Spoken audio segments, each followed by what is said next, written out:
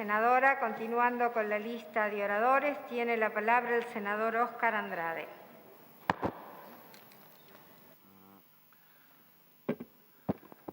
Gracias, presidenta. Yo primero sumarme al pésame tanto por las situaciones del funcionario del Palacio como de esta última semana.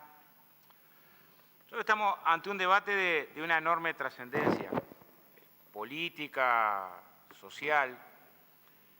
Hay valoraciones que sostuvimos cuando intentamos como bancada del Frente Amplio que no se escogiera este camino para aplicar un plan de gobierno a marcha forzada que sostenemos. Algunas son políticas en el sentido de decir esta forma de legislar es una forma de legislar que pone al Parlamento en una condición difícil para poder desarrollar de manera plena, con todas sus capacidades, la función. Y eso lleva a que podamos cometer errores importantes. Esto que era una apreciación cuando ingresó el proyecto de ley de urgente consideración se pudo constatar cuando pudimos profundizar en el proyecto estas semanas y se puede constatar hoy con algunos componentes del articulado que quedan, que claramente son resultado de un error del Senado y de la Comisión. Y que creo que tiene que ver no con que no se intentó trabajar esta semana, sino con que es imposible abordar la complejidad de un articulado de este tamaño y de un abordaje tan gigantesco de temas, y que la circunstancia política de inaugurar por primera vez desde que la Constitución prevé este mecanismo de urgente consideración, el tratamiento de esta forma del plan de gobierno y el riesgo de que las leyes de urgente consideración pasen a partir de ahora a ser fuente principal del derecho y no excepcional del derecho, era un riesgo que debilitaba la calidad democrática como valoración política, no como interpretación de intencionalidad, como valoración política. En segundo lugar, y no queremos obviar, esta forma merece reparos constitucionales porque claramente la Constitución prohíbe enviar más de un proyecto de ley por vez. Y parece bastante obvio que no estamos ante un solo proyecto de ley. Se me podrá decir que va a tener un solo número la ley, pero no es una interpretación forzada al decir hay decenas de leyes dentro de este proyecto de ley y que por lo tanto se intenta lograr vía indirecta lo que no se puede lograr vía directa. Además, somos de los que participamos en la idea de que debe existir una circunstancia de urgencia para habilitar mecanismos excepcionales, que no se puede declarar de manera discrecional. Así como la declaración de la emergencia sanitaria no tendría sentido y pudiera ser un acto declarado vía administrativa nulo si no hubiera circunstancias fácticas que demostraran la emergencia sanitaria, en este caso los componentes de la urgencia, algunos pueden sustentarse dentro del proyecto de ley, otros claramente trata aspectos que no son urgentes. Y de hecho la coalición de gobierno defendió en esa instancia de que no es necesario que haya una urgencia fáctica, sino que sea urgente de manera discrecional para el Poder Ejecutivo, una interpretación que no compartimos fundamentalmente por el doble riesgo. Si la Suprema Corte de Justicia declara inconstitucional esta norma, estaríamos ante el riesgo, y la declara por el hecho de incorporar en un solo proyecto decenas de leyes, cosa que se impide de manera separada, estaríamos ante el riesgo de poner en jaque un elemento que el Uruguay presenta como valor respecto a la región, que es la estabilidad jurídica.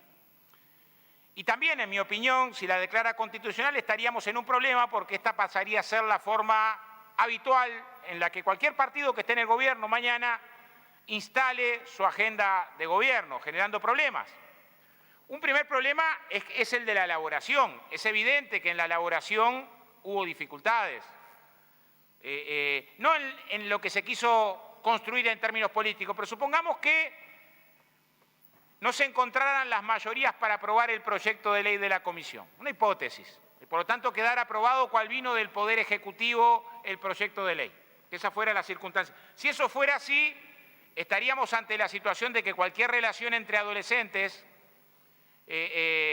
implicaría delito penal, como venía en la redacción del Poder Ejecutivo los artículos 6 o 7. Yo había señalado entre las inconsistencias el artículo 75 que refiere al 310 bis, una norma que está derogada, pero revisando no corregimos eso en la comisión.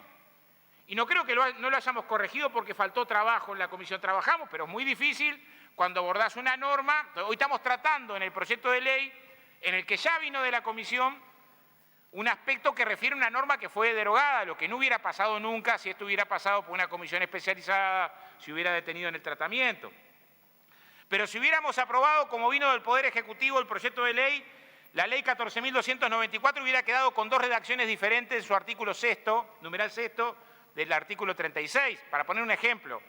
Ni detenerme en los elementos que refieren a la constitucionalidad que propios integrantes del Poder Ejecutivo señalaron, o la perplejidad con que el secretario de Deportes se presentó a la comisión a sostener que no había podido participar en ninguno de los aspectos que habían estado considerados en la ley. Ahora, no es el Frente Amplio, Presidenta, el que cuestiona los potenciales resultados de esta norma, no es. El Alto Comisionado de Naciones Unidas de Derechos Humanos en la comisión sostuvo, hablando del capítulo 1, es un capítulo que intenta atender una problemática que existe, el de la violencia en la sociedad, que nadie niega que la violencia en la sociedad es un problema, en mi opinión un problema estructural, que tiene mucho que ver con la segmentación territorial, con los esfuerzos del punto de vista de la cultura, pero que tiene poco que ver con el incremento punitivo o con la posibilidad de dar rienda suelta a los operativos policiales. Dice el Alto Comisionado de Naciones Unidas, primero, refiriéndose a la norma, abona un camino general hacia un modelo más punitivo de la política penal, el mismo que se mostró ineficaz y contraproducente en la experiencia internacional.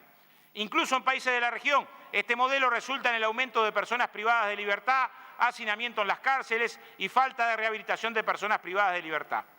Entonces, esto puede resultar en un círculo vicioso de creciente violencia en la sociedad. Y segundo, porque varias de las disposiciones propuestas estarían en tensión con los estándares internacionales sobre derechos humanos. Nos parece que la legislación actual está más propicia a proteger la seguridad humana que varios de los cambios que se proponen. Se pueden presentar retrocesos desde la perspectiva de los derechos humanos y desde el concepto amplio de seguridad humana, y refiero a seguridad humana porque en la fundamentación de motivos que el Poder Ejecutivo coloca para, sobre esa base, pavimentar las modificaciones en materia de seguridad, era su intención de alinear la política de seguridad con este postulado de Naciones Unidas de la década del 90. El Instituto de Derecho Penal y Criminología fue todavía más duro y sostuvo un informe que contamos todos los senadores. Dice, en cuanto a ello, la Sala se pronuncia por unanimidad de los presentes rechazando la propuesta, entre otras consideraciones técnicas, porque implica la supresión de derechos, vulneración de principios y garantías constitucionales, restricción de libertades, incremento punitivista, alteración inadecuada de la dosimetría de penas, expansión penal desmedida. Asimismo, se expresa en consideración que exhibe diferencias jurídicas, así como de rigor científico y también carencias hermenéuticas, primando aspectos meramente políticos. Se concluye que su implementación legal podría ocasionar graves inconvenientes interpretativos de aplicación de la praxis forenses, así como cuestionables criterios políticos criminales de selectividad negativa. La ponencia de Germán Aller, director del Instituto de Derecho Penal, fue contundente en la comisión. Yo estoy entre los que participo de la idea de que no encontró fundamentación en contrario por ninguno de los senadores que participaron de la comisión. El Alto Comisionado Parlamentario sobre los cambios propuestos en la LUC sostuvo, en documento del que contamos todos los senadores, y que tendremos que dar cuenta si el resultado de las normas que estamos modificando va en esa dirección, dice, entiendo que debe cuidarse al pensar el resultado final de la acción legislativa en no impulsar mecanismos que, como artículos o piezas aisladas, puedan ser razonables o atractivos para la preocupación que nos genera el delito, pero que sumados produzcan un sistema penal de enorme magnitud, sobrepoblado, de cerrado funcionamiento y sin alternativas lógicas y cuidadosas a la privación de libertad. Subrayo, Uruguay tiene una cantidad de personas privadas de libertad que está entre las 30 mayores del mundo en más de 220 países y es segundo en América Latina después de Brasil. Continúa el Comisionado, la experiencia internacional muestra que sistemas penitenciarios gigantes se vuelven para cualquier gobierno infinanciables. Al ser infinanciables tienen malas condiciones de reclusión, pobres en tratamiento, salud, capacitación y cultura, y al ser pobres en tratamiento se vuelven causa directa de nueva transgresión y delincuencia en un ciclo vicioso que genera inseguridad y la ocurrencia de más delitos. Más adelante sostiene, la experiencia internacional en muy diversos países indica que ante la preocupación legítima sobre la seguridad ciudadana, el mejor camino no es aumentar penas, ampliar tipos penales, cerrar beneficios liberatorios, cortar sistemas de redención o de puntaje y aumentar población penal. Una lectura global del capítulo 1, sobre el que estamos tratando ahora, indica que buena parte del planteo implica un aumento de penas, reformas procesales que acortan posibilidades liberatorias, achicamiento del sistema de redención de penas, de soluciones de justicia restaurativa o medidas alternativas, pareciendo habitualmente contenidos por la normativa vigente, pero que de aprobarse las modificaciones de estos temas significa un aumento injustificado de la población penitenciaria a corto plazo. Amnistía Internacional sobre la ley de urgente consideración sostuvo, manifiesta su preocupación por el impacto negativo en los derechos humanos en el país, así como la regresividad de estándares internacionales y regionales que puede significar la aprobación de diversos artículos contenidos en la ley de urgente consideración. Más adelante, Amnistía Internacional manifiesta preocupación por el alcance de las modificaciones en materia de legítima defensa, aumento de penas, creación de nuevos tipos penales. Capítulo de seguridad tiene algunos cambios que sinceramente son muy difíciles de entender. Por ejemplo, la advertencia que se nos hace en materia de legítima defensa tiene por lo menos dos aspectos que a mí me gustaría seguir discutiendo y, si es posible, en el tiempo que nos queda, modificar. Voy a poner un ejemplo, Presidenta. En el actual artículo 26 del Código Penal, el numeral 3 sostiene que está amparado en la legítima defensa el que obra en defensa de la persona o derechos de un extraño, siempre que ocurran las circunstancias expresadas en el numeral 1. Esto es, si cualquiera de nosotros en la calle ve a una señora a la que le agreden de manera violenta con un arma y defiende a la señora, estaría amparado en la legítima defensa. Ese aspecto fue derogado en la actual redacción. Las explicaciones de por qué fue derogado, sí la tenemos la preocupación del Instituto de Derecho Penal, que nos reclama, en el sentido de decir, ¿cómo es posible que un elemento de solidaridad mínima lo deroguen a la vez que incrementan un conjunto de postulados de la legítima defensa que tienen que ver con componentes patrimoniales? En ese aspecto, el Alto Comisionado de Naciones Unidas dice, en relación con las normas penales, el artículo 1 del proyecto sobre ampliación de legítima defensa se dispone de la accesión de responsabilidad penal a funcionarios encargados de hacer cumplir la ley, creando nuevas hipótesis de legítima defensa que, según nuestra oficina, no reflejan las normas y estándares internacionales. Se relativizan requisitos de racionalidad, proporcionalidad y progresividad. Dicha expresión puede abrir la puerta a arbitrariedades y al uso innecesario de la fuerza bajo el pretexto de la legítima defensa. El Instituto de Derecho Penal y Criminología, sobre el mismo artículo, dice: la reforma legislativa proyectada respecto al artículo 26 del Código Penal merece el más absoluto rechazo en base a que adolece de deficiencias jurídicas y conceptuales que denotan un escaso, por no decir nulo, rigor científico. Los tipos penales tienen que cumplir con el principio de legalidad, el cual exige o reclama una ley estricta. Claramente la expresión razonable proximidad, expresión hartamente porosa, no cumple ni por asomo en la estrictez que exige el principio penal. Esto es, los operadores del derecho nos están diciendo, puedo traer referencia a la Asociación de Magistrados, de la Asociación de Fiscales, de los defensores de oficio, todos coinciden de que el tipo penal que se crea es un tipo penal impreciso y que puede dar lugar a arbitrariedades.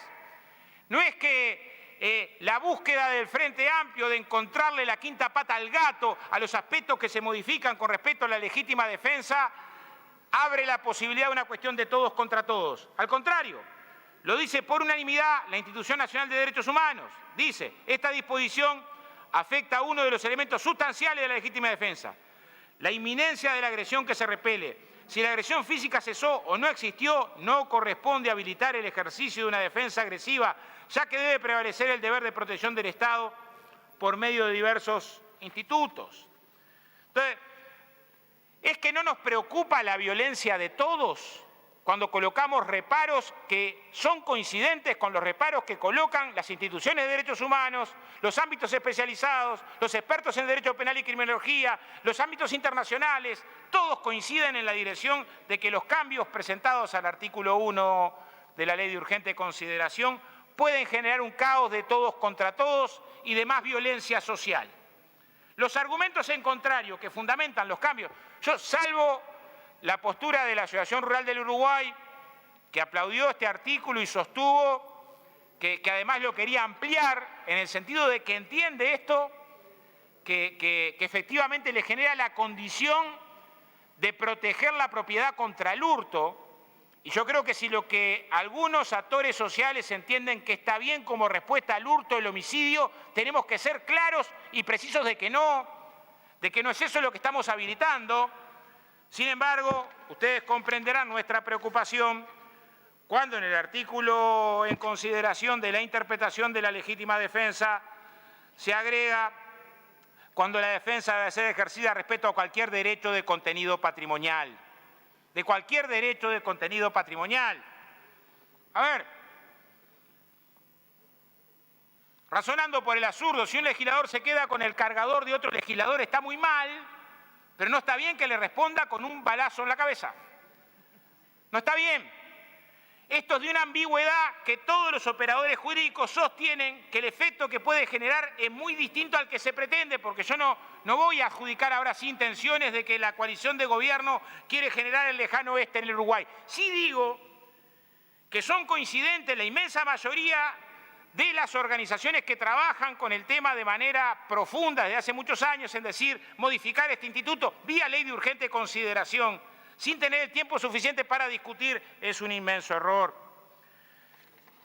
En la misma dirección nos alertan que artículos que yo pienso son un mensaje simbólico a la sociedad, pero no está bien y es propio del derecho penal autoritario. Y esto es una caracterización, no es un adjetivo.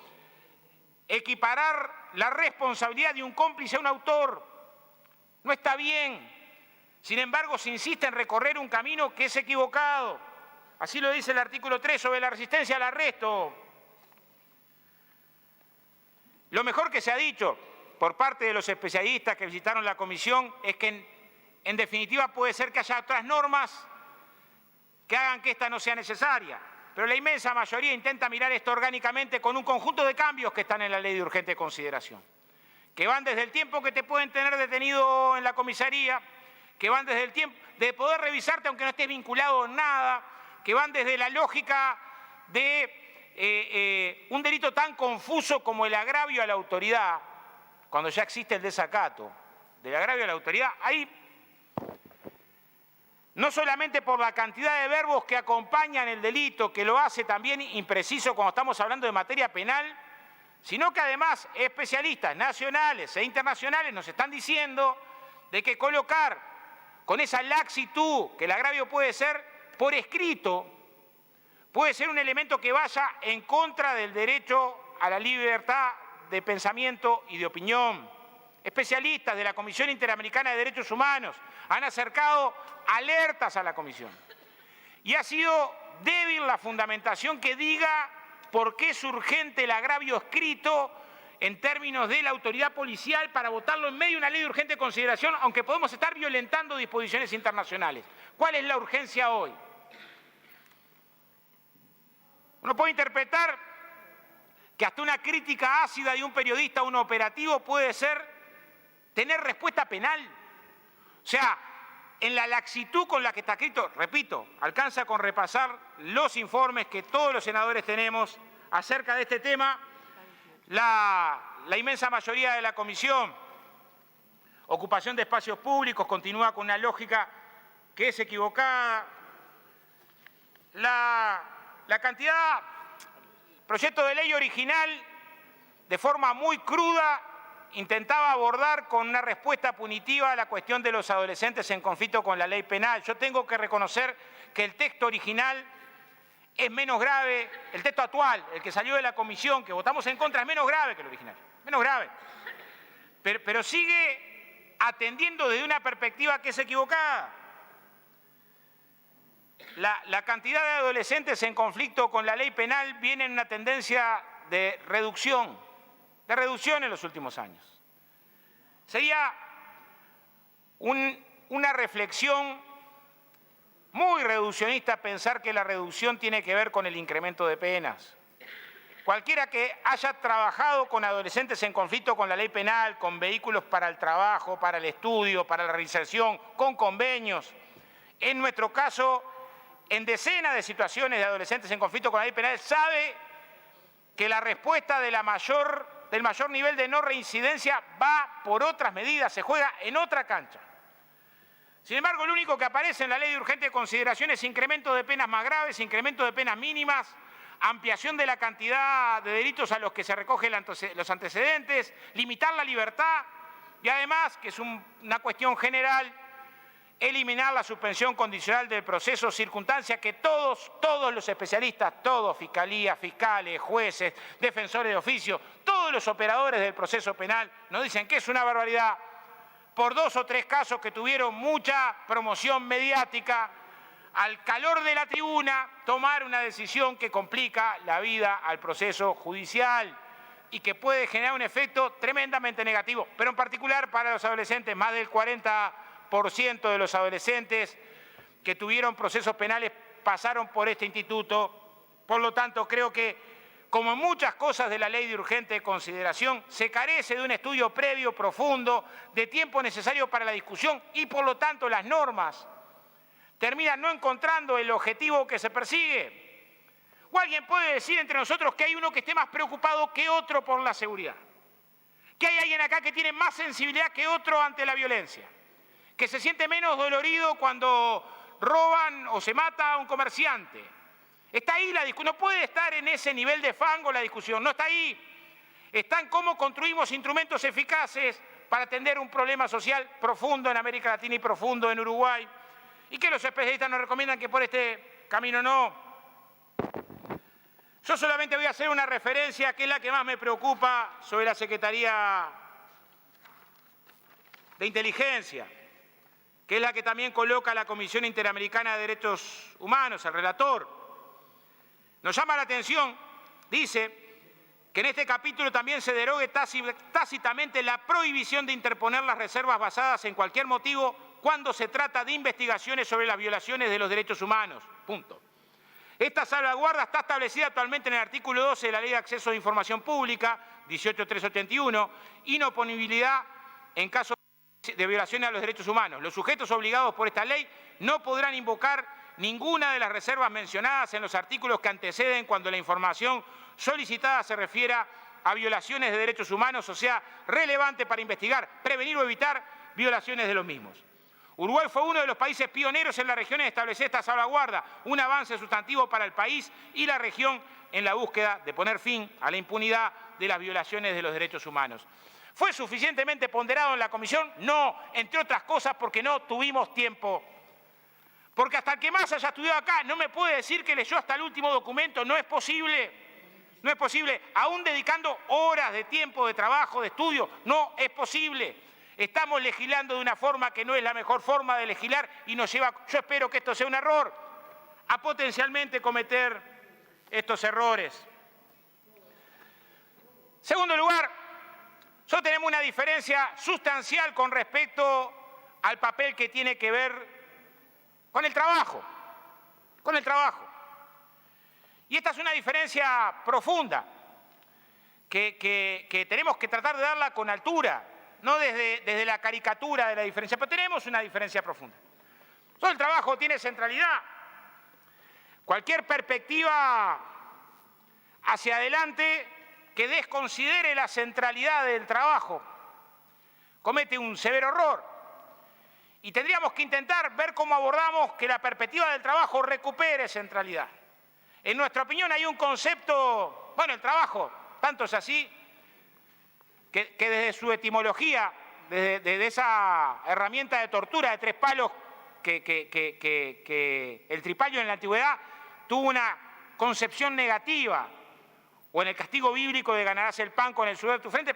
Nosotros el trabajo tiene que tener centralidad al trabajo.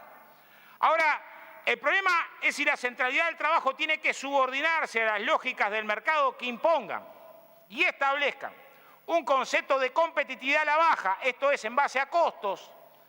Por lo tanto, pensando que adaptarse al mercado transnacional es igual a que asumamos las condiciones desde el punto de vista de la organización del trabajo que la División Internacional del Trabajo nos impone, o que tengamos que tener una perspectiva del trabajo diferente, que tenga como centro el trabajo de calidad.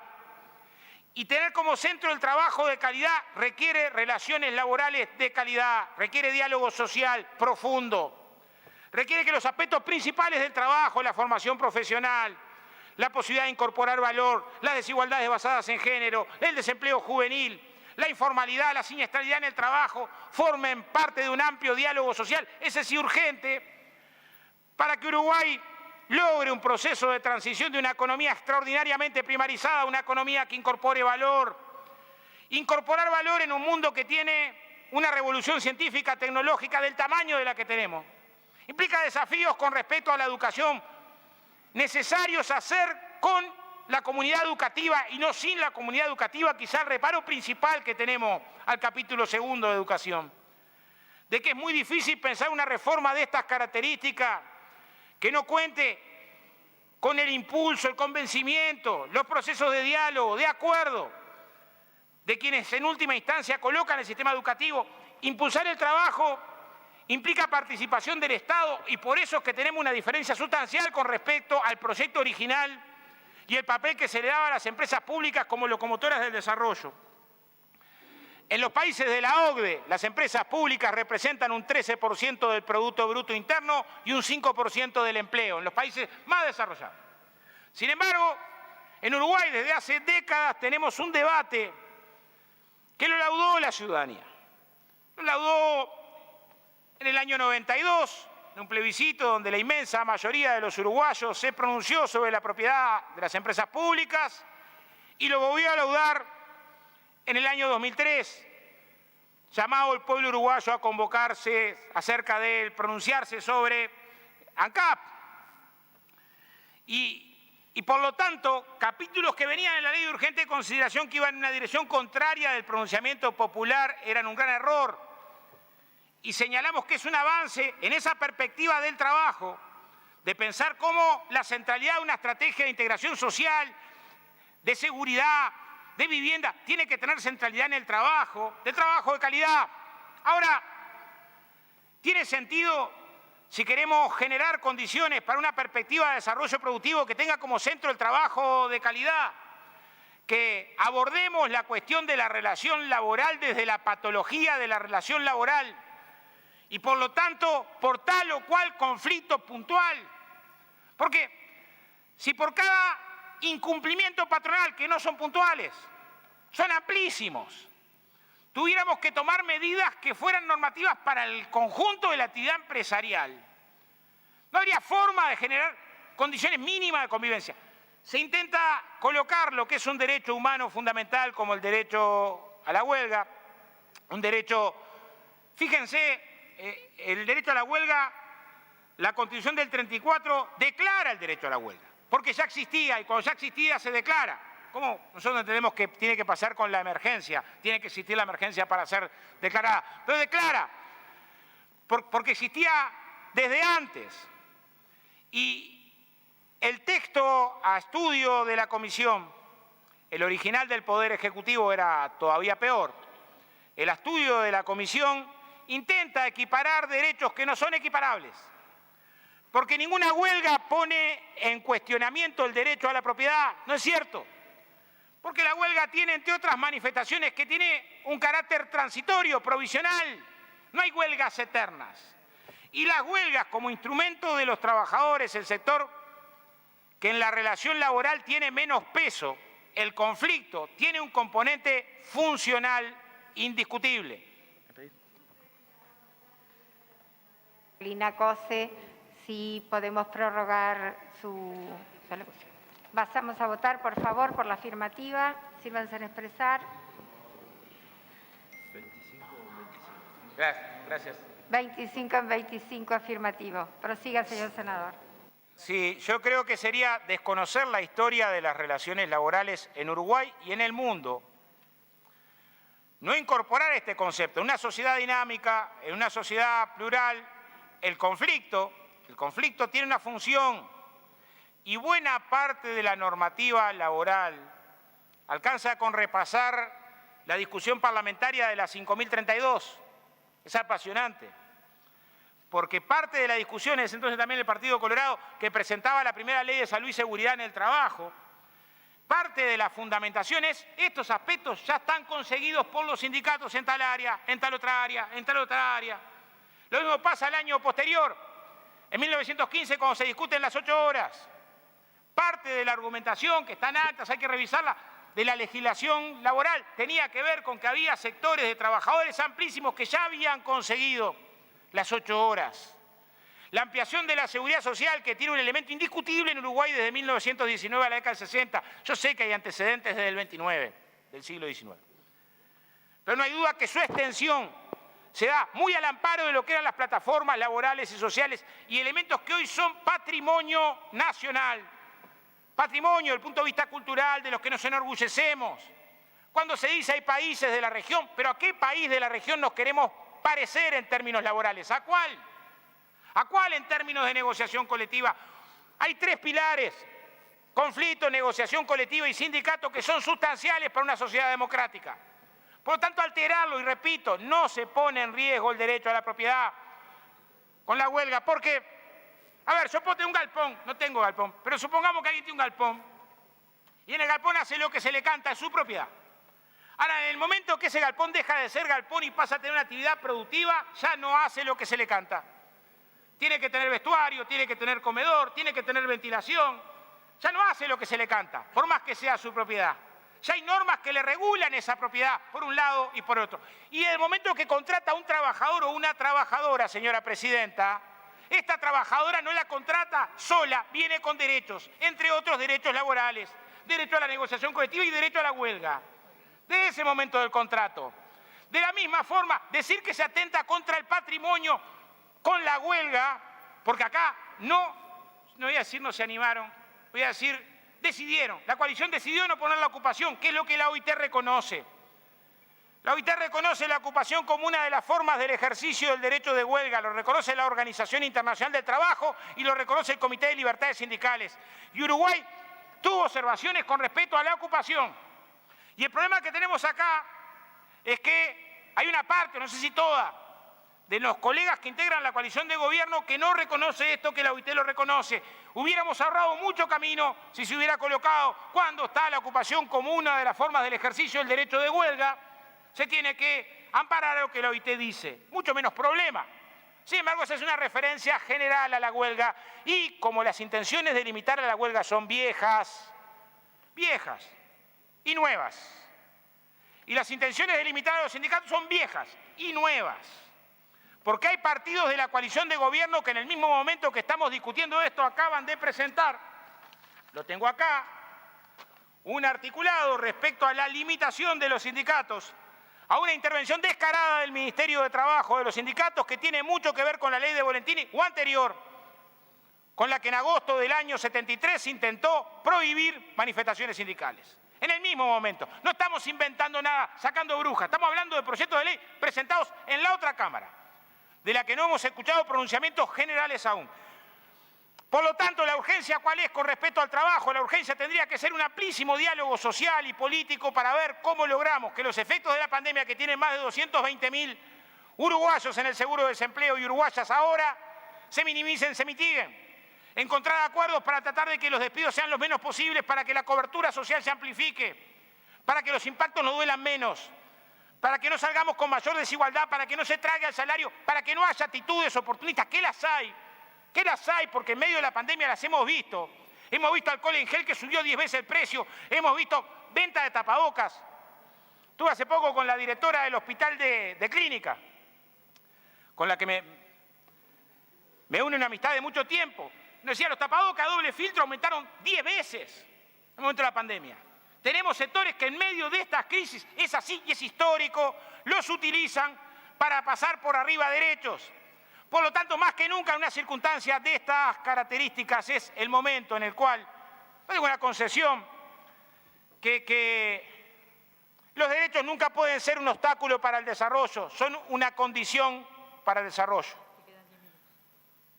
En el mismo sentido, señora Presidenta, hay cambios de temas en los que parece que tenemos una preocupación común, pero que abordados en un proceso de urgente consideración nos limitan las posibilidades de acuerdo.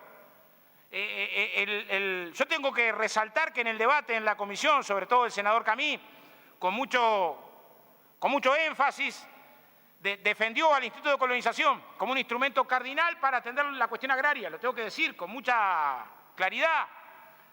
Pero cuesta entender en tanto por qué, si ahí tenemos un instrumento al cual queremos jerarquizar para un tema que es tendencial, me pueden dar cifras de la extranjerización de la tierra, un problema tendencial de América Latina complejo, y van a encontrar en nosotros voluntades para profundizar las políticas diferenciales que han existido, y en todo caso podemos ser críticos en el sentido que no hayan existido con la fuerza suficiente para la pequeña producción y producción familiar, pero también después las queremos comparar con las que vendrán, con las que se sostendrán o se profundizarán. Y podemos ser críticos en que capaz tendríamos que haber hecho un esfuerzo mayor aún para favorecer al Instituto de Colonización, pero también después queremos comparar con cuál va a ser el esfuerzo que se le va a dar a ese instituto hacia adelante. ¿Qué medidas que pueden afectar entre 70 o 120.000 hectáreas según quienes han llegado a la Comisión del Instituto de Colonización? Reguladas bajo el marco, sé que son propiedad de, no se adopten en el mismo momento en que tomamos un conjunto de medidas del punto de las políticas agrarias para intentar que no sea el mercado el que determine después qué pasa con esas tierras. Y podamos tener medidas que ayuden a generar la condición de que la pequeña producción, la producción familiar, que es responsable del 30% del producto del valor agregado agropecuario, no se vea resentida. Entonces, hay elementos en esta perspectiva del trabajo, que lo veo como centralidad: trabajo y educación, trabajo y empresas públicas, trabajo y derechos laborales, trabajo y seguridad social, en la que parece claro que tenemos diferencias, que de fondo parecen traducirse en lo siguiente: hay quienes piensan que tomar medidas para alentar la inversión es igual a limitar derechos. Y cualquier estudio serio, si uno pone acá 10 ramas de actividad y opina sobre 10 ramas de actividad distintas, y de esas 10 ramas de actividad coloca 5 ramas en las que hay fuerte sindicato y negociación colectiva y otras 5 ramas en las que hay inexistencia de sindicatos o sindicatos débiles o no negociación colectiva, va a encontrar que en estas ramas de actividad es donde están los niveles mayores de informalidad, de precarización del trabajo, de salarios bajos, de desigualdades de género. Va a encontrar acá que están las ramas que están más afectadas por la siniestralidad laboral. Por lo tanto, precisamos sobre estos temas un abordaje diferente. Última referencia que quiero hacer tiene que ver con la norma sobre piquetes. El relator de la Comisión Interamericana de Derechos Humanos nos dice: las autoridades deben facilitar la celebración de reuniones, protestas sociales o manifestaciones públicas, garantizando que puedan ser llevadas adelante, vistas y oídas por el público destinatario en el espacio elegido por los convocantes, para que llegue el mensaje que los organizadores y los participantes desean difundir. Por ello, como regla general, el derecho a manifestarte y protestar incluye el derecho a elegir el tiempo y lugar y el modo de hacerlo. Más adelante, sostiene: en definitiva, las manifestaciones y protestas constituyen una vía para hacer posible el juego democrático y el cumplimiento de los derechos humanos, pero también una forma a través de la cual las personas y la población en general se organizan y expresan sus demandas de formas distintas por medio de estrategias que varían de formas más institucionales y estructuradas a través de organizaciones formalmente constituidas, pero que también abarca estrategias de institucionales, manifestaciones y protestas espontáneas de gestación horizontal. Por lo opuesto, la Comisión Interamericana de Derechos Humanos ha señalado que declarar ilícitas por sí una amplia gama de protestas en atención al contexto en el que se desarrollan resulta incompatible con los estándares interamericanos. Tanto en el sistema interamericano como en el sistema universal de derechos humanos se acepta que algunas modalidades de la protesta buscan generar cierta disrupción de la vida cotidiana o contestación de prácticas y normas que son formas de visibilizar protestas amplificar voces que de otro modo difícilmente ingresarían en la agenda del país o formarían parte de la deliberación. Si lo que realmente se pretende es fortalecer la República, deben promoverse los derechos en lugar de ser recortados. Sobre protesta de derechos humanos de la Comisión Interamericana de Derechos Humanos. Más adelante sostiene que la Comisión ha destacado que no pueden suprimirse las protestas como forma de garantizar otros usos más rutinarios de espacios públicos, como la actividad comercial o la circulación de personas y vehículos. En ese sentido, la Corte ha destacado que las calles y plazas también son lugares adecuados y legítimos para la expresión pública.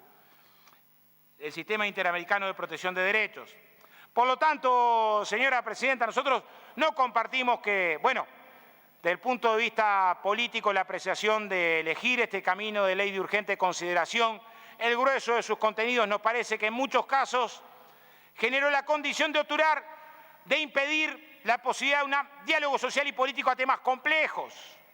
¿O alguien cree que la violencia en la sociedad se resuelve al otro día de que se aprueben los artículos de la ley de urgente consideración? Que está ahí. ¿Que alguien cree que los complejos desafíos en materia de educación van a estar resueltos al día después?